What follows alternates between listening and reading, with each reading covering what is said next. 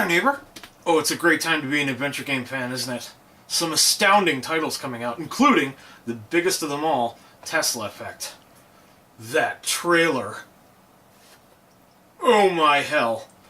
So, in celebration of that, we're going to go through my old PC games, and I'm going to play the first FMV game that I come across.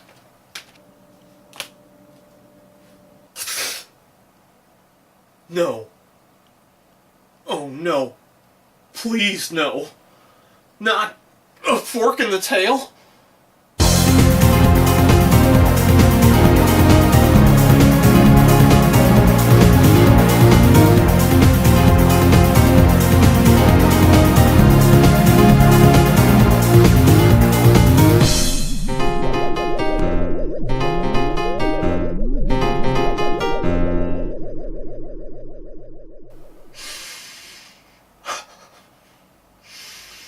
I knew this day would come, and I don't think I quite prepared myself for it.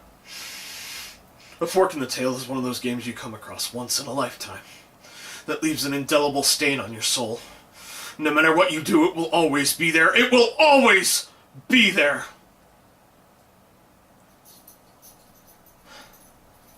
Still not as bad as Fox Hunt is. But you know one thing A Fork in the Tail has that Fox Hunt doesn't? Rob fuck-mothering Schneider. Now, when this game came out in 1997, I liked Rob Schneider. I did. I still think he's a talented, funny dude. I love Deuce Bigalow Male Gigolo. He's given me a lot of laughs over the years, but even I have to admit that Rob doesn't always hit the nail on the head. I've always been willing to give him a chance, though, and I've been both rewarded for it and punished for it over the years. So when I saw A Fork in the Tail in stores, even though I was swiftly becoming annoyed with FMV games of severely deteriorating quality, I gave it a chance because Rob Schneider was in it. And what's the result? I'll give you a hint. The company that published the game, Any River Entertainment, closed its doors before the game was even released. So here's the part where I should start to play the game, but here's the thing. I don't want to. Now, I've had to play this game often enough in my lifetime. There's really no need to play it again, is there? I mean, you can take my word for it, right? It's terrible, I promise. Cool? Okay. Well, thanks for watching. I'm gonna go make some more memories.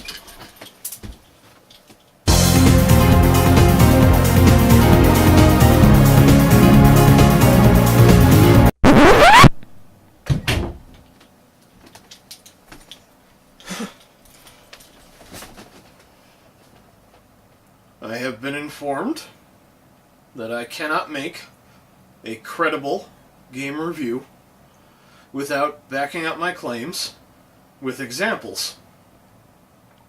So I have no choice but to play the game. We will both regret this, I promise you. The game is literally the worst kind of FMV game possible. An endless succession of live-action clips where you can make choices and see different clips. That's literally all it is. A Fork in the Tail improves the formula a teeny bit by allowing players to remember things that they can later ask characters about, but that's basically just allowing players to unlock clips well before they can see them. I'm dead, right? And you're an angel. Is that it? No. When the game starts up, you're just walking along, Rob Schneidering, when a woman runs into you, and here's where the choices begin. Most of them will just result in Rob saying something different. Notice I said different and not funny.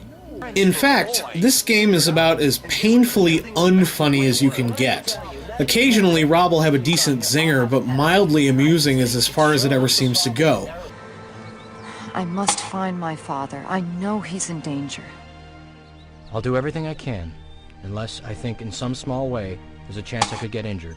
Most of the time, however, I would rather be in actual physical pain than listen to his quote-unquote jokes. We must eliminate them before they meddle any further into our affairs. Laminate? The king wants to laminate me? Mental note, don't go trick-or-treating at his house. I don't even know your name. Naranya. Narana, Nana, Narwhale.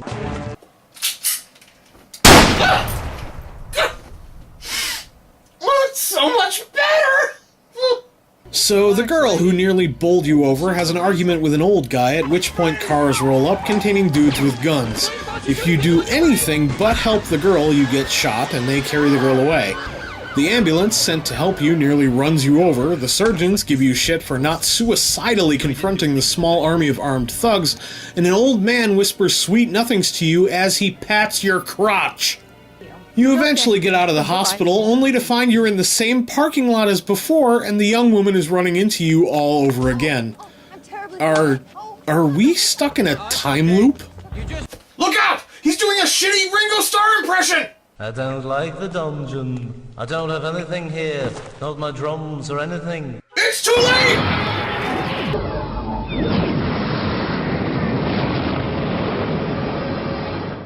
Sexy women. They're wearing pantsless shorts t-shirts. Sexy women. But you can only get at the pantsless shop. Not a sexy woman. Buy a pantsless t-shirt.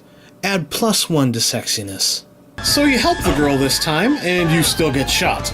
And the gangsters, who are less than 10 feet from the girl they're after, stand there and watch as she puts a metal wristband on you. Seriously, what the fuck are they all doing? Taking a coffee break? The girl disappears and the gangsters get pissed and leave. The ambulance decides not to run you over this time, and as you're getting wheeled in, Chester the molester shows up again and rubs various parts of his body against yours before applying a defibrillator to your genitals. The resulting orgasm sends you careening across dimensions until you wind up in the water near the beach of a strange island. The medieval era inhabitants chase you to a castle, where I advise you to get used to the following clip.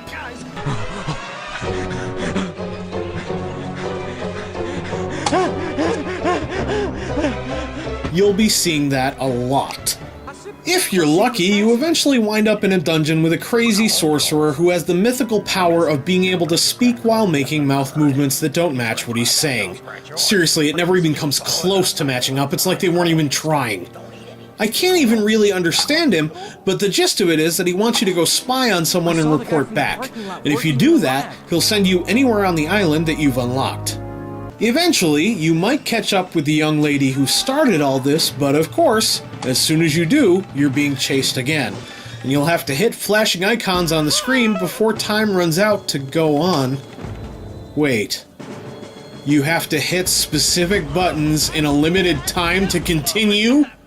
This game has fucking quick time events? No! Why?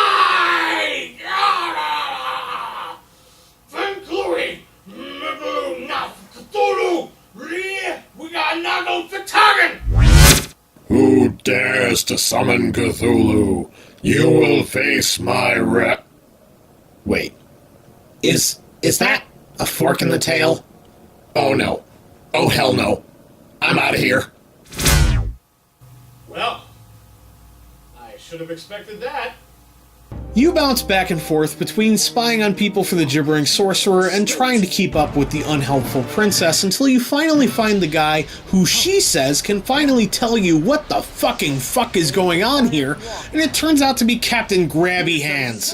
He keeps his hands to himself this time, but instead of explaining anything, he just drips his foam mysticism all over you.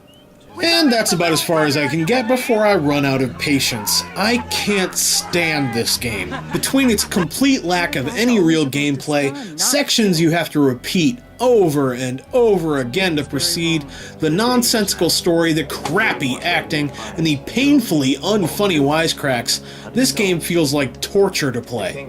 Here's the thing though, I don't blame Rob Schneider.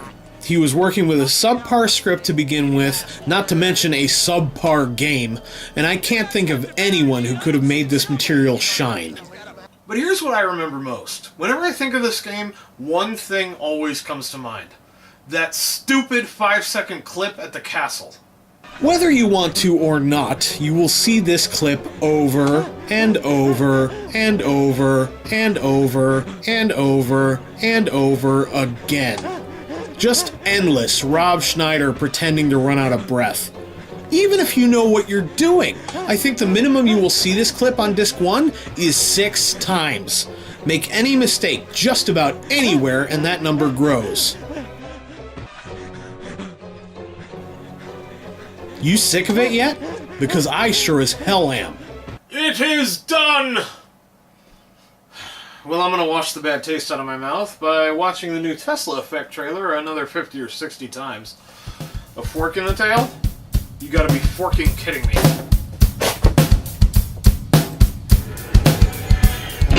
What do you remember most about the games you used to play?